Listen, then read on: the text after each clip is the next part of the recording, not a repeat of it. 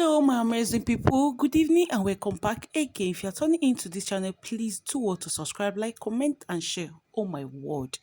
There's this guy, this Russia guy that came to Ghana and make out with so many of our ladies, our women in Ghana, and people are portioning, blaming them, calling them names. You need to see reactions of people in social media, how people are calling them. Guys, you guys should be calming down, seriously.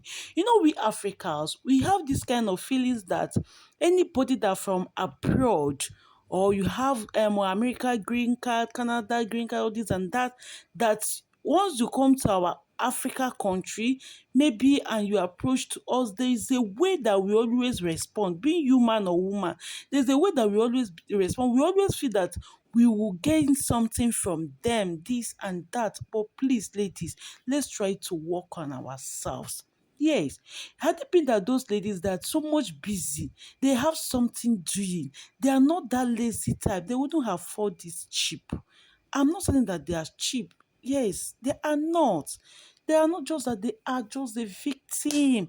They are just a victim. And people are calling them names. Let's try to create something for ourselves. Let's try to be productive, ladies. Let's try to get busy and be contented with what we have. Just watch this clip or video of how people are clarifying them, calling ladies all sorts of names, how people are getting into this talk. All things that the man have been arrested. Just watch this clip of video and see the reactions of people. Don't forget to share your thought because it pay me oh. And do you guys know the reason why this Russian guy was so successful with these Ghanaian women? It's really sad and unfortunate to say, but these women who are caught victim to this con artist are just lazy and opportunistic. Because the entire culture centered around dating, relationships, especially for women in Ghana, is heavily influenced by what a man with access to resources can do for you as a woman. And I can tell you entirely for a fact that a lot of these women fell victim to this man solely because they thought this man was going to fly them out of the country. Even in one of the videos where the man approached two women, a store owner and a woman, the store owner looked at the other woman to tell her to stop acting unapproachable because she doesn't know exactly how this man can change her life. And it's exactly for this reason, this mentality, why 200 other women fell victim for this exact same plot. The problem here isn't that he took advantage of them and it was unconsensual sex. It was completely consensual. All these women knew exactly what they were going for when they were going to that man's hotel. If anything, they were more excited than him to be invited to that man's hotel. And the funny thing is that a lot of people think this is so taboo. This happens every single day, especially in December. It's heavy in December. When all the buggers come to Ghana, do you know how many women flock to them like sheep? It just goes entirely unnoticed because it's never recorded and brought to the public media. It's really sad to watch my fellow sisters be entirely exploited, knowingly or unknowingly, by a white man. And the irony of it all is that y'all didn't even get anything in return. You literally just saw a white man, thought that if you open your legs, you could be on your next flight being flown out to Russia. And people really need to stop coming on social media and saying that it could have been you, it could have been you, it couldn't have been you. Some women who actually value their self-worth would never, absolutely never, tarnish their image like that and then go have sex with a random man on the first ever link. Charlie, if you slept with that Russian guy, you better go get yourself tested for HIV. Because the news coming out now is that that guy has been arrested in one country in the Philippines or in Asia where he went there to do the same rubbish. They arrested him on the spot. Okay? That is a country that actually have functioning system in place. The Russian guy that came to Ghana and took advantage of Ghanaian women, exposed Ghanaian women for who they are, is now being arrested in Asian country. And the news coming out right now is that one of the Ghanaian women that he actually have intercourse with in Ghana went to test herself after the video went viral for HIV. And it's reported that she had HIV. And then now she's been found unalived in her own room in what's reported to be like a suicide. That is the sad existence of desperation of black African women. Black women, not black women in general, but most black women with their fetishness and their mentality has been programmed that some white man is sort of like a better version. I'm beginning to think that guy was sent by CIA to go to African country and spread HIV, knowing that he have HIV. That is the alleged rumor that's been going on. That guy knew that he have HIV and decided that where am I going to go to spread as much of this disease I have as far as possible. He decided to start with Africa. So imagine now a lot of Ghanaian women are HIV positive walking around. And thereby, some of them will go back to their partner. Some of them will go back to their children, give their children kisses, go back to their partner, have intercourse with their partner, who go back to their girlfriend, have intercourse with their girlfriend, and spread it. They will spread it like a wildfire. This is a horrible situation that has happened that has exposed black women. This is a horrible situation, and black African governments need to do something about these Western movies. The westernized movies that has corrupted the mind of African, that has eroded the African culture to the point whereby most Africans now behave as if they are Europeans. They have eroded, flooded African culture with Western movies that portray white men as the savior, that portray white men as pure, that portray white men as strong and powerful, that portray white men as good and black men as bad. And this has programmed African women into thinking that when they see a white man, they have a slight chance of making their horrible life slightly better. And you're gonna blame them? No.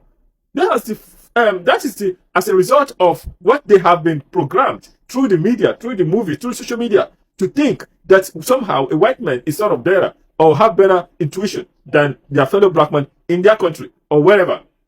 That is the reprogramming of the African culture that has happened. Now you ask yourself, what the government should do? First of all, the government needs to reduce the extensive volume of Western consumed media in Africa. We need to reduce their movies, their music, their degenerate culture. Most African women now, in most impoverished countries like Nigeria, Ghana, Kenya, South Africa, are creating explicit content on OnlyFans. Africa used to be about morality, used to be about shame, used to be about fear, used to be about protecting your existence, protecting your beliefs. But now it's all eroded in westernized mentality. And that is what caused the Russian guy to go to the West, to Africa, and think he can spread his HIV/AIDS in full force with zero regard, zero care for the world. I'm glad he has been arrested in Asia, but African leaders need to put massive restrictions and new laws in place. ECOWAS, they are useless. African government need to put laws in place. It's not every white man that comes in there has a good intention. 90% of white men that come to Africa, that leave the comfort of West, then come to Africa, have good intention. That is a fact, because human beings are selfish beings. So there's no white man that's going to leave the comfort of the Western civilized country, then come to Africa. What is he looking for there? You guys have to use your brains. Any African woman that is watching this, you guys need to use your brain. If you're seeing this video, send it to your sister. Charlie, send it to your sister in Ghana. It's not every white man that you see is there to... In fact, there is no white man coming to save you. Okay? You are better, or you have a better statistical chance of surviving in Africa by coupling with a black man and figuring it out, than thinking, oh, a random white man that you see on the street that approach you in the mall somehow will magically come and save you. Ain't gonna happen. The least you're gonna turn to be is a meat. And once you finish clapping the cheek, you will move on to the next. You guys need to think, Charlie. Send this video to your sisters in Ghana, in Nigeria, in Kenya, or wherever you guys are. Over 100 girls from mall, from public places to his hotel room. That's the story of a Russian tourist that had a vacation in Ghana. And then from his hotel room, he slaughtered, had spy cameras and recorded all of these escapades and put on dark web where he was collecting money. The problem, of course, there have been several narratives. People have dragged the guy for being insensitive, for being racist. People have dragged the girls for being Ashawo-like and all of that. But my worry is that, why is it that in this day and age, so many of us do also put our security into utmost consideration, some of the actions and inactions that we do? I was just saying, imagine you follow some from the mall with all of the stories we hear every day about buying, about death, about mysterious. Your family not too many, not so many for our family. Is it that anybody on earth, there's some extreme sports I cannot do? There's something, ask me day like this, so I'm telling you, not loud down. Apart from fear of the sin, as it were, apart from the consequence of the sin, one of my biggest worry with all of this carry, now say you just put girl for bed, you like that. What if they break, that girl not wake up? Who I want to explain to? Again, sin recognized. adultery recognized. I'm telling you, another one be say, what if this girl not wake up in the morning? Who am I going to explain to? These are, before I think through, okay, daughter. Imagine if the thing cross the first stage and I calculate and I whatever, I will can't remember that one. Why is it that some of not they put on a safety, on a freedom? What if that man dies that night? What if that man has been saved? You just used to stranger for public. You go just follow and go house. You don't know where they carry they go. You don't know whether na slaughterhouse. Why una know they put on a consideration, on a security to consideration? In all of that, I say, wow, people get mind though. People get mind though. How not did they think safe? What did they happen? What's up with you? Talk to me. I say, brother, what did they pray? Is it that bad? Your life is that useless? You don't mind to die the next minute? You don't mind to be used for ritual? Are you that hungry? Are you that bro that you don't care? You don't know who this guy be because of why some of you were kissing him for the first time. You don't fear hepatitis B? That is even more deadlier and more deadly in the English. And I'm adding, deliberately adding, more deadlier than HIV/AIDS. You just open mouth, kiss anybody you see for the first time. You don't know what they carry waka. Or your own. I don't know. Is this fight for pleasure? For una they craze? Are you people okay? So this is why they hear they worry me as a person, and I want how have we now got into this stage where we don't? I'm considering security.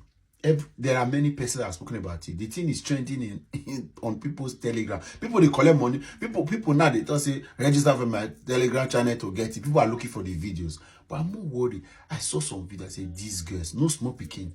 I didn't see a 16, 17-year-old. So you have lived 20 years on it, you've lived 30 years. With all of the things happening in Africa, Nigeria, Ghana, South Africa, Kenya, and you can still follow somebody home with that level of trust. You don't know where they carry it, you go. So people walked in from high in the mall. It ended up in the hotel room and escort and all of that. This guy recorded all of that. Go and read up the whole story somewhere else. I don't know what they tell him. He was commenting somewhere to say at $20. And they give $20 some places. Some people promise of marriage. I saw some videos, someone get where they work for hotel. Again, like I said, this video is not the dragging of whoever is right or wrong. I'm just asking you, how much of concern is your security to you? Your security, how much of concern?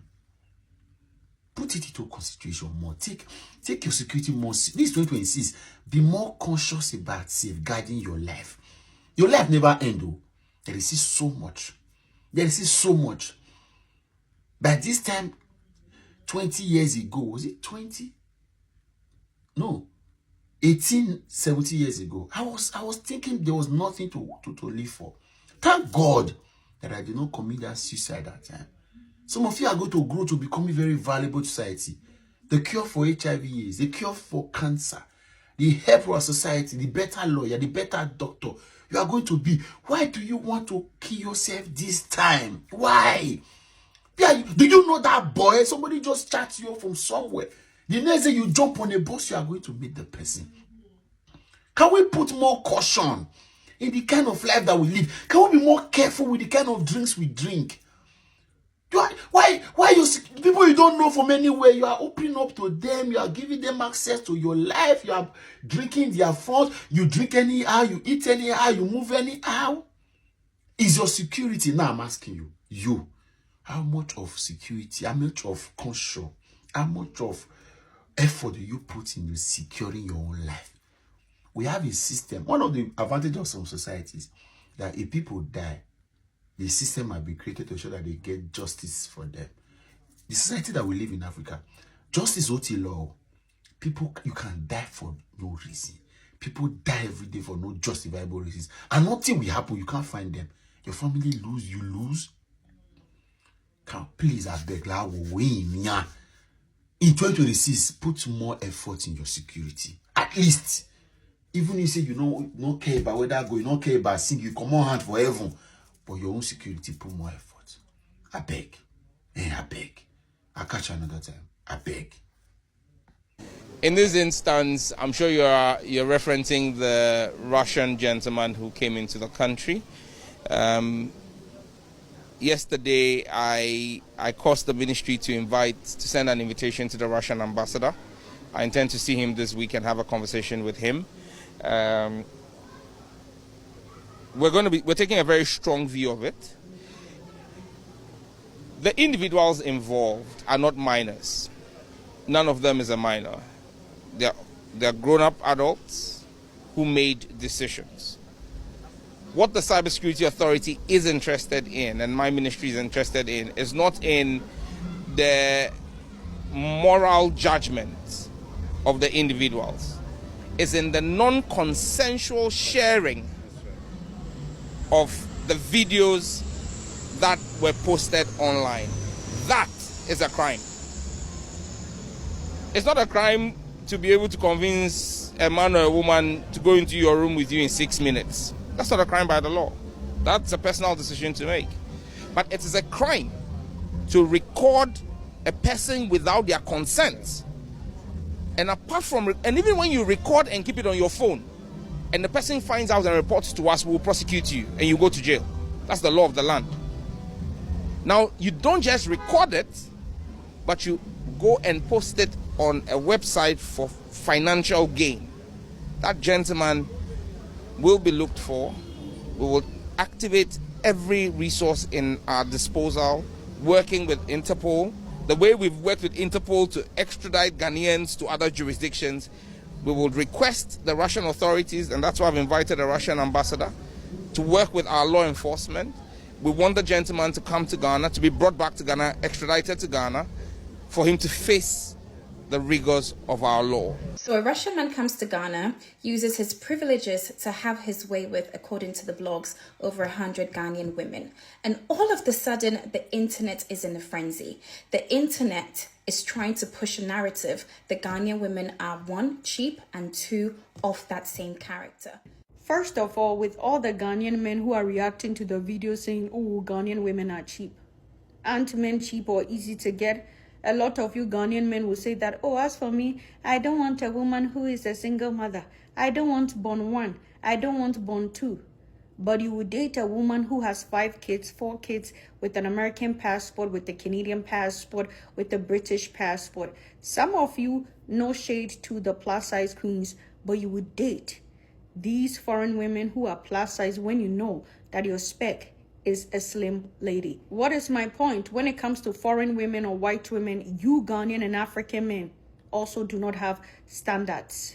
You allow these women talk to you anyhow. You do not enforce submission. And some of these women could have multiple kids with multiple baby daddies, and you still go ahead, date them and marry them because you also want an opportunity to leave Ghana. So this whole thing of, oh, Ghanaian women are cheap, let us put it on the side. Now let us address the elephant in the room. When it comes to how easy this Russian man was able to get Ghanaian women, it is quite problematic. However, we must situate this conversation within 3 contexts. Number 1, the relics of slavery and colonialism.